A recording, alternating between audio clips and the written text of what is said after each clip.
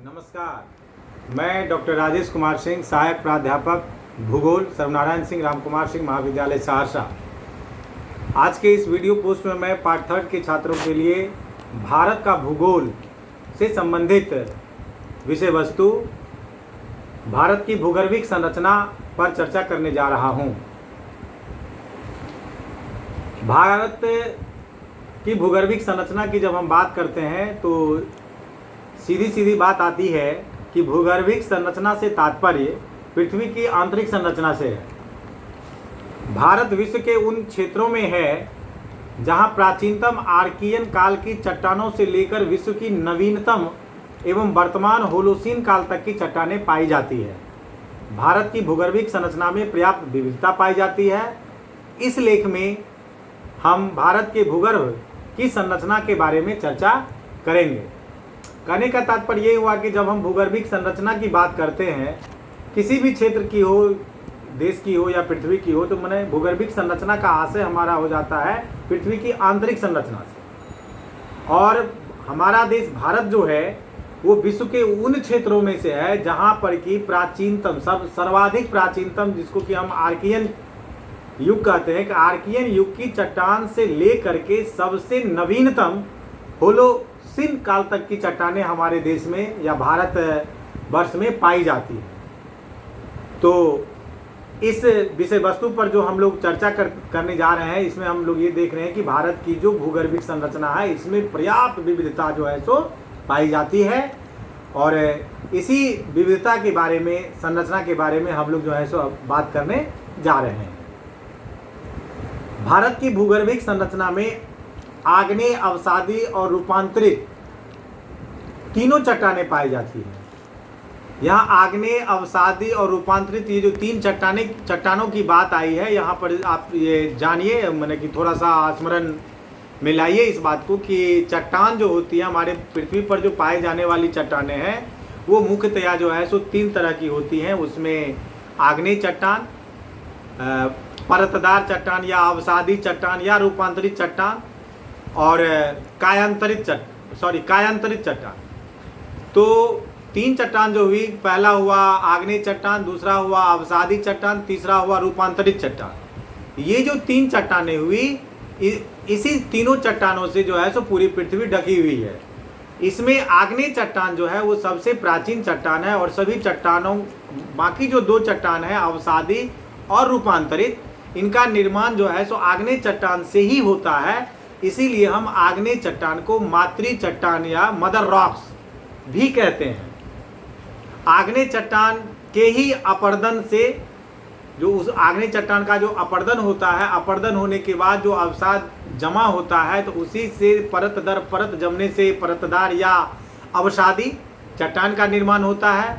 और अवसादी चट्टान और आग्नेय चट्टान, इन पर जो है सो दाब ताप के प्रभाव से जो उनका रूपांतरण होता है, जैसे कोयला जो है सो वो अवसादी चट्टान, लेकिन कोयले पर जब दाब ताप के प्रभाव से जो है सो जब उसका रूपांतरण होता है तो वो हीरे में बदल जाता है। तो हीरा जो हुआ उसको हम लोग रूपांतरित चट्टान कहते हैं। किससे रूपांतरण हुआ?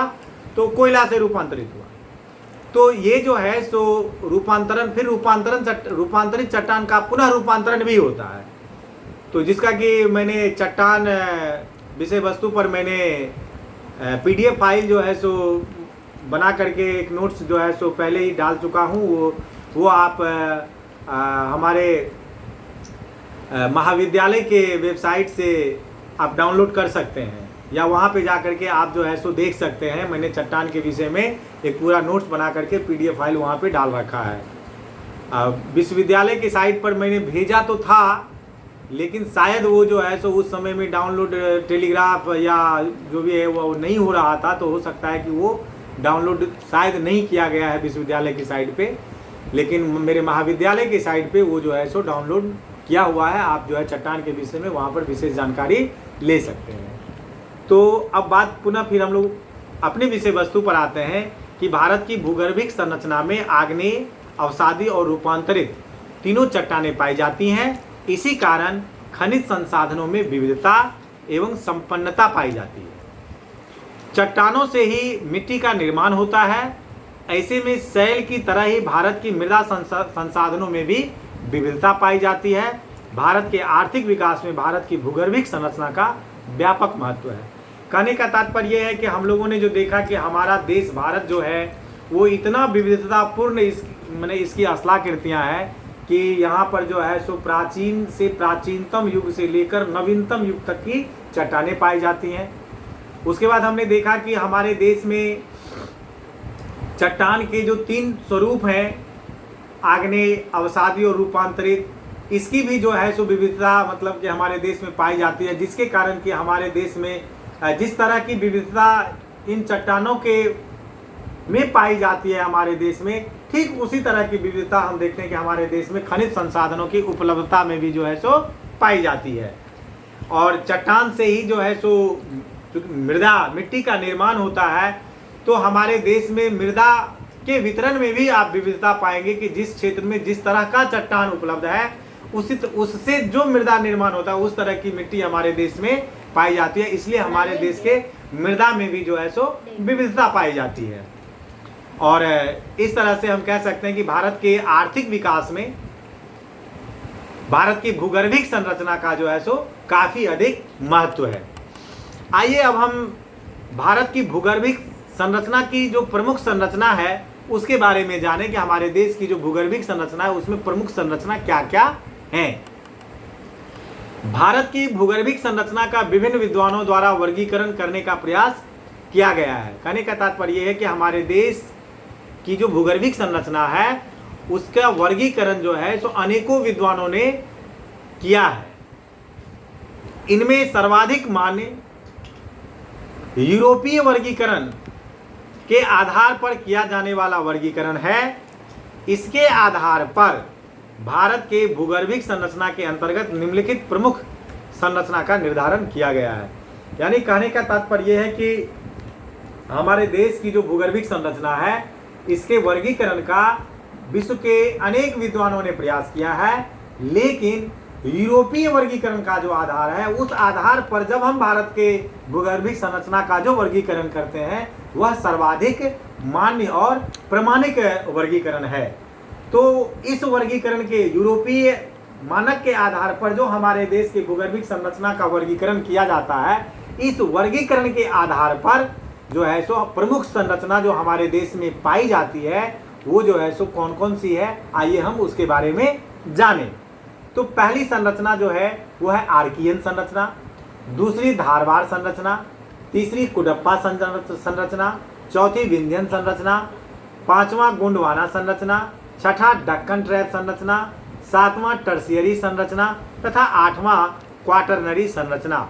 कहने का तात्पर्य यह है कि हम जो है सो पूरे भारतवर्ष को भूगर्भिक संरचना के दृष्टिकोण से कुल 8 वर्गों में विभक्त करके उसका हम लोग अध्ययन करते हैं। भारत की इन भूगर्भिक संरचनाओं का विकास पृथ्वी के निर्माण के बाद क्रमिक रूप से होता है। इसके कारण चट्टानी संरचना का रूपांतरण और निर्माण हुआ।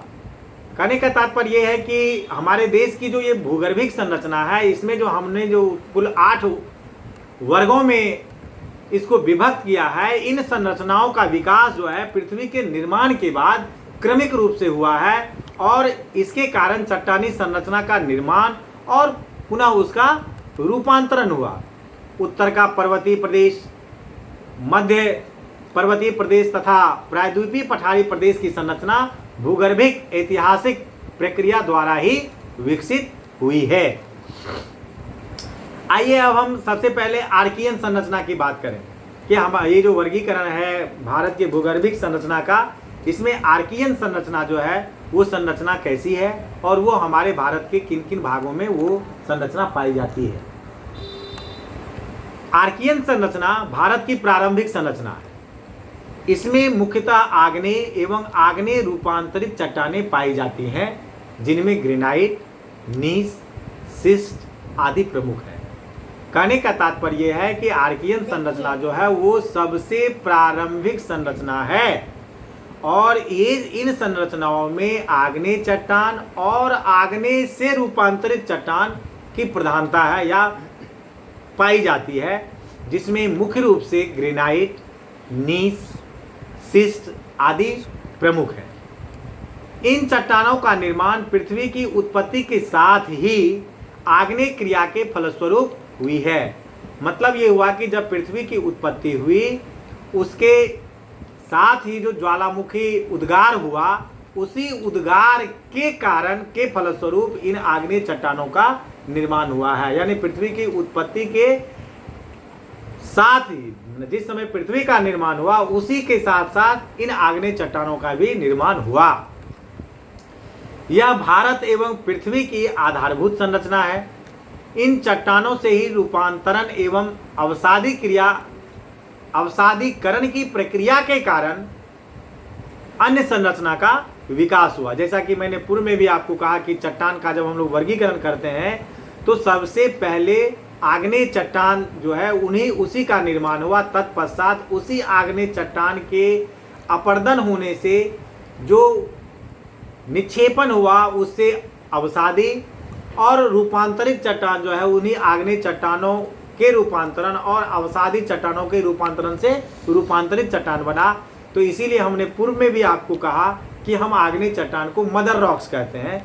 यहाँ भी वही बातें आती है, चूंकि आग्नेय चट्टान जो है पृथ्वी की आधारभूत संरचना है, तो इसी से जो है सो विभिन्न चट्टानी जो या विभिन्न चट्टानों का जो रूपांतरण हुआ उनका रूपांतरण आग्नेय चट्टान के द्वारा ही पृथ्वी पर हुआ है या अन्य संरचनाओं का पृथ्वी पर विकास हुआ है।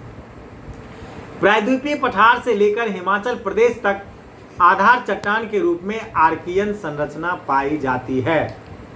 इसे फिर से सुने, प्रायद्वीपीय पठार से लेकर हिमाचल प्रदेश तक आधार चट्टान में आर्कियन क्रम की चट्टानें पाई जाती हैं।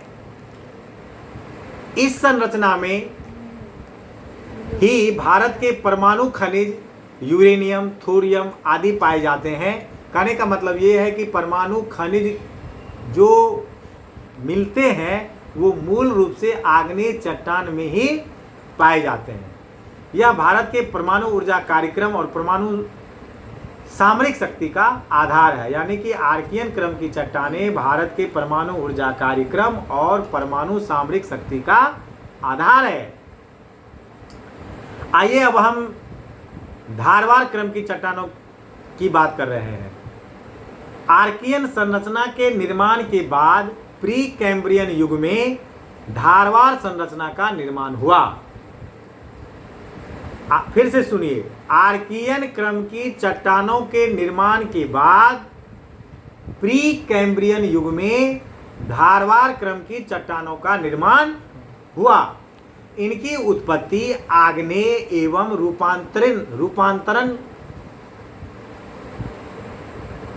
की क्रिया के साथ ही अवसादीकरण की प्रक्रिया द्वारा हुई है।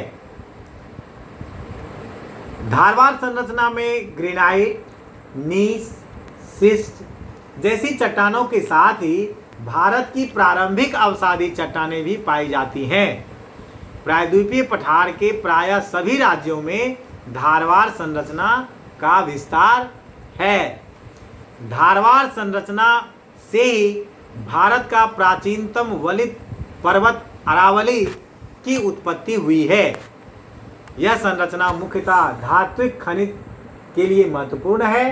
यहाँ भारत के सर्वाधिक धात्विक खनिज के भंडार पाए जाते हैं, जो भारत के खनन उद्योग तथा कई आधारभूत उद्योगों के लिए अति महत्वपूर्ण है।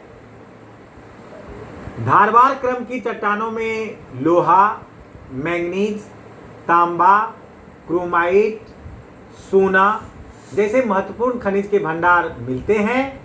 झारखंड एवं ओडिशा की सीमा पर लौहयुक्त पहाड़ियां भी पाई जाती हैं। आइए अब हम कुडप्पा संरचना के बारे में जानें। धारवार संरचना के पश्चात या धारवार संरचना के निर्माण के बाद प्री कैम्ब्रियन काल में ही कुडप्पा संरचना का निर्माण हुआ। इसका विस्तार भी प्रायद्वीपीय पठारी भारत में है, लेकिन यह लगातार नहीं पाया जाता है। कहने के तात्पर्य यह है कि कुडप्पा क्रम की जो चट्टानें होती हैं वो लगातार नहीं, बीच में कहीं यहाँ पर है, बीच में नहीं है, फिर नहीं है, इस तरह से जो है सो कुडप्पा क्रम की चट्टानें जो है सो मिलती हैं। आंध्र प्रदेश में कुडप्पा क्षेत्र स्थित है। कुडप्पा का विस्तार दक्षिण के राज्यों के साथ ही गुजरात एवं राजस्थान तक है। इसमें आग्नेय एवं रूपांतरित चट्टानों के साथ ही अवसादी रूपांतरित चट्टानें भी प्रमुखता से पाई जाती हैं। इसी कारण इसमें धात्विक खनिजों के साथ ही अधात्विक खनिजों के भंडार भी पाए जाते हैं। हालांकि खनिजों की दृष्टि से धार्मिक संरचना की तुलना में यह कम संपन्न है। आइए अब हम विंध्याचल संरचना के बारे में समझें। विंध्याचल संरचना का निर्माण प्री कैम्ब्रियन काल के अंत में अवसादीकरण की प्रक्रिया के कारण हुआ। इसकी उत्पत्ति में जलीय निक्षेपण की प्रक्रिया का योगदान है। यह मुख्यतः अवसादी रूपांतरित चट्टानों का क्षेत्र है। इसका विस्तार झारखंड एवं बिहार से विंध्य पर्वतीय क्षेत्र में राजस्थान एवं गुजरात तक है। विंध्यन संरचना से ही विंध्य पर्वत का निर्माण हुआ है। विंध्यन संरचना धात्विक खनिजों के लिए प्रमुख है। इसमें भारत के सर्वाधिक अधात्विक खनिज पाए जाते हैं, जिनमें चूना पत्थर, बलुआ पत्थर, संगमरमर, एस्बेस्टस, अग्निसह मिट्टी, चीनी मिट्टी, हीरा, पन्ना जैसे खनिज मिलते हैं। चूना पत्थर सीमेंट उद्योग का प्रमुख कच्चा माल है। यह भवन निर्माण संबंधी कहने का है कि विंध्यन संरचना में भवन निर्माण संबंधी कई प्रकार के खनिज पाए जाते हैं। विंध्यन संरचना के निर्माण के बाद लंबी अवधि तक कोई प्रमुख संरचना का निर्माण नहीं हुआ। लगभग 35 करोड़ वर्ष पूर्व कार्बोनिफेरस काल में गोंडवाना संरचना की उत्पत्ति हुई। इससे पहले प्लेओजोइक महाकल्प में ऑर्डोविशियन से डिवोनियन काल तक हिमालय की आधारभूत शैल संरचना का निर्माण हुआ। कैम्ब्रियन काल की संरचना की पहचान अभी नहीं हो पाई है। शायद रूपांतरण हो जाने के कारण इनकी पहचान नहीं हो पाई है। आइए अब हम गोंडवाना संरचना के बारे में जानें। गोंडवाना संरचना प्रायद्वीपीय पठार की संरचना है। इसमें भारत का लगभग 92% से अधिक कोयले का भंडार है, जो भारत में ऊर्जा का प्रमुख आधार है। इसकी उत्पत्ति कार्बोनिफेरस काल में उत्पन्न वनस्पतियों के सतह के नीचे दबने तथा रूपांतरण की प्रक्रिया से हुई है। झारखंड, पश्चिम बंगाल, ओडिशा के नदी घाटी क्षेत्रों में गोंडवाना संरचना का व्यापक भंडार है। यह मुख्यतः दामोदर, महानदी तथा सोन नदी घाटी क्षेत्र में पाई जाती है। गोंडवाना संरचना का विकास आगे भी परमियन युग तक होता रहा है। आइए अब हम डक्कन ट्रैप संरचना के बारे में बात करें या डक्कन ट्रैप संरचना को समझने का प्रयास करें। गोंडवाना संरचना के विकास के लंबे समय के बाद लगभग 13.5 करोड़ वर्ष पूर्व क्रीटेशियस काल में डक्कन ट्रैप संरचना का विकास हुआ। इससे पहले ट्रियासिक युग में महादेव एवं पंचदेव पहाड़ी तथा जुरासिक युग में राजमहल की पहाड़ी का निर्माण हुआ। राजमहल ज्वालामुखी क्रिया से निर्मित पहाड़ी है, जो वर्तमान में अवशिष्ट पहाड़ी के रूप में है। इसके बाद क्रीटेशियस काल में ज्वालामुखी की दरारी उद्गार की क्रिया द्वारा भूगर्भ की मैग्मा के सतह पर आने से विभिन्न परतों में मैग्मा के जमाव के कारण डक्कन ट्रैप संरचना का निर्माण हुआ। इसका विस्तार महाराष्ट्र, मध्य प्रदेश, गुजरात, आंध्र प्रदेश तथा छोटा नागपुर पठार तक है। कर्नाटक एवं तमिलनाडु में सीमांत क्षेत्रों में यह संरचना पाई जाती है। इस संरचना से डक्कन लावा पठार का विकास हुआ। इन चट्टानों के द्वारा ही काली मिट्टी का निर्माण हुआ, जो कपास की खेती के लिए अति महत्वपूर्ण है। इन चट्टानों में रंगीन रत्न पाए जाते हैं। इन चट्टानों का उपयोग सड़क निर्माण और भवन निर्माण में किया जाता है। भारत की भूगर्भिक इतिहास की दृष्टि से क्रीटेशियस काल अत्यंत महत्वपूर्ण है। इस समय अरब सागर, बंगाल की खाड़ी और हिंद महासागर में वर्तमान स्वरूप निर्धारित हुआ। कहने का तात्पर्य यह है कि क्रीटेशियस युग में ही अरब सागर, बंगाल की खाड़ी और हिंद महासागर का जो आज आप स्वरूप देख रहे हैं, इस स्वरूप का विकास क्रीटेशियस युग में ही हुआ था। सतपुरा पर्वत का निर्माण भी इसी युग में हुआ। क्रिटेशियस काल के अंत में हिमालय के उत्थान की प्रक्रिया प्रारंभ हुई। कहने का तात्पर्य है कि हिमालय पर्वत के उत्थान की प्रक्रिया क्रिटेशियस काल के अंत समय में प्रारंभ हुई। आइए अब हम टर्शियरी संरचना के बारे में समझें। टर्शरी या तृतीय संरचना का निर्माण सिएनोजोइक महाकल्प के विभिन्न युगों में अवसादीकरण एवं रूपांतरण की प्रक्रिया से हुई। यह मुख्यतः हिमालय की संरचना के लिए जाना जाता है। हिमालय की उत्पत्ति सिएनोजोइक महाकल्प में भी कई क्रमिक स्थानों के फलस्वरूप हुई। टर्शियरी संरचना का विस्तार हिमालय क्षेत्र से लेकर अंडमान एवं निकोबार एवं भारत के तटवर्ती समुद्री क्षेत्र में है। इस संरचना में ही भारत के पेट्रोलियम और प्राकृतिक गैस के भंडार पाए जाते हैं। कहने का तात्पर्य है कि टर्शियरी एरा की जो चट्टानें हैं इसी में हमें पेट्रोलियम और प्राकृतिक गैस मिलते हैं या पाए जाते हैं। जैसे कोयले का निर्माण भी टर्शियरी एरिया में ही जो है सो हुआ था। हिमालय की उत्पत्ति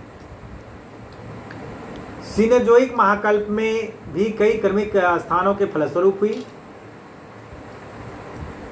हाँ, हम बात कर रहे थे कि टर्शियरी एरिया में ही जो है सो पेट्रोलियम और प्राकृतिक गैस के जो भंडार हैं टर्शियरी एरिया के चट्टानों में ही जो है सो पाए जाते हैं। इसके अतिरिक्त टर्शियरी संरचना में हिमालय क्षेत्र में चूना पत्थर के भी भंडार पाए जाते हैं। आइए अब हम क्वाटरनी संरचना के बारे में समझें। प्लीस्टोसीन से होलोसीन काल तक वाली क्वाटरनी संरचना का विकास हुआ। यह मुख्यतः जलोढ़ संरचना निर्मित संरचना है, यानी कि क्वाटरनी संरचना जो है मुख्यतः जलोढ़ संरचना है। इसकी उत्पत्ति नदियों द्वारा लाए गए जलोढ़ के निक्षेपण से हुआ है। भारत के मध्यवर्ती तथा तटवर्ती मैदान में जलोढ़ संरचना का विकास हुआ। यह भारत के कृषि का मुख्य आधार है। जलोढ़ मृदा भारत की सर्वाधिक उर्वर मृदा है। इस तरह से हमने देखा कि भारत के भूगर्भिक संरचना का जो हम वर्गीकरण कुल 8 वर्गों में हमने बांटा, उन सारे वर्गों का एक एक करके हम लोगों ने उसके बारे में जाना और इन वर्गीकरण के पश्चात इतनी बातें जानने के पश्चात निष्कर्ष के तौर पर भारत की भूगर्भिक संरचना कैसी है इसको हम लोग जाने। भारत विश्व के उन क्षेत्रों में से है जहां प्राचीनतम आर्कियन काल की चट्टानों से लेकर विश्व की नवीनतम एवं वर्तमान होलोसीन काल तक की चट्टानें पाई जाती हैं। भारत की भूगर्भिक संरचना में पर्याप्त विविधता पाई जाती है। भारत की भूगर्भिक संरचना में आग्नेय, अवसादी और रूपांतरित चट्टानें पाई जाती हैं। इसी कारण खनिज संसाधनों में विविधता एवं संपन्नता पाई जाती है। चट्टानों से ही मिट्टी का निर्माण होता है। ऐसे में शैल की तरह ही भारत की मृदा संसाधनों में भी विविधता पाई जाती है। भारत के आर्थिक विकास में भारत की भूगर्भिक संरचना का व्यापक महत्व है। भारत की भूगर्भिक संरचनाओं का विकास पृथ्वी के निर्माण के बाद क्रमिक रूप से होता रहा। इसके कारण चट्टानी संरचना का निर्माण और रूपांतरण हुआ। उत्तर का पर्वतीय प्रदेश, मध्य पर्वतीय प्रदेश तथा प्रायद्वीपीय पठारी प्रदेश की संरचना भूगर्भिक ऐतिहासिक प्रक्रिया द्वारा ही विकसित हुई है। स्पष्ट है कि भारत की भूगर्भिक संरचना भौतिक प्रदेशों को निर्धारित करने के साथ ही अर्थव्यवस्था को भी निर्धारित करती है। आशा है कि इस पोस्ट को पढ़कर आप भारत की भूगर्भिक संरचना को समझ पाए होंगे। अगर इसे समझने में किसी भी तरह की कठिनाई आ रही हो तो आप मुझसे मेरे व्यक्तिगत मोबाइल नंबर 9470786423 पर व्यक्तिगत रूप से संपर्क कर सकते हैं और इस विषय वस्तु के बारे में अधिक जानकारी हासिल कर सकते हैं। यहाँ एक बात और मैं आप लोगों को बताना चाहता हूँ कि इस विषय वस्तु को यानी भारत के भूगोल को समझने के लिए और आगे जो आपके समक्ष विभिन्न प्रतियोगी परीक्षाएं आएंगी जीवन को सफल बनाने के लिए, जो आप उनकी तैयारी करेंगे, वहाँ पर आपको मेरे द्वारा लिखी गई लूसेंट समान अध्ययन भारत का भूगोल, देखिए वो ये किताब है लूसेंट समान अध्ययन भारत का भूगोल। इस किताब को आप खरीदिए और इसमें जो है सो सारे विषय वस्तु का जो है सो सामान्य परीक्षाओं की दृष्टि से और प्रतियोगी परीक्षाओं के दृष्टिकोण से जो है सो हर एक महत्वपूर्ण विषयों का इसमें जो है सो लिखा गया है और क्रमिक ढंग से लिखा गया है और हर एक अध्याय के लास्ट में जो है सो उस विषय वस्तु से संबंधित विभिन्न परीक्षाओं में जो है सो विगत 25-30 वर्षों में जो प्रश्न पूछे गए हैं उसका जो है सो संग्रह जो है सो हर एक अध्याय के लास्ट में दिया गया है, जो आपको वस्तुनिष्ठ प्रश्नों की तैयारी करने में भी जो है सो काफ़ी मदद करेगी और समान अध्ययन को समझने में भी जो है सो काफ़ी मदद करेगी। साथ ही आप जो थर्ड पार्ट का जो आप एग्जामिनेशन देंगे वहाँ पर जो प्रश्नों की जो मुख्य प्रश्नों की जो विश्वविद्यालय की परीक्षाओं में वो BA हो या MA हो में जो प्रश्नों की प्रकृति होती है और उसका जो आंसर लिखने का जो एक स्टैंडर्ड तरीका होता है जो ताकि आप 3 घंटे में जो है सो 5 प्रश्नों का उत्तर जो है सो दे सकें और एकदम सटीक उत्तर दे सकें, ठीक उसी ढंग से जो है सो सारे विषय वस्तु को जो है सो इसमें लिखा गया है। और मेरे द्वारा जो है सो एक विश्व का भूगोल किताब भी जो है सो लूसेंट पब्लिकेशन से ही मेरी आती है, आप उसको भी देखें और ये दोनों किताबें आपको काफ़ी मदद करेंगी परीक्षाओं की तैयारी में, माने कि विश्वविद्यालय की परीक्षा की तैयारी में भी और आने वाले आप जो है सो विभिन्न प्रतियोगी परीक्षा की जब आप तैयारी में जाएंगे तो वहाँ भी आपको जो है सो ये दोनों किताब काफ़ी मदद करेगी। धन्यवाद।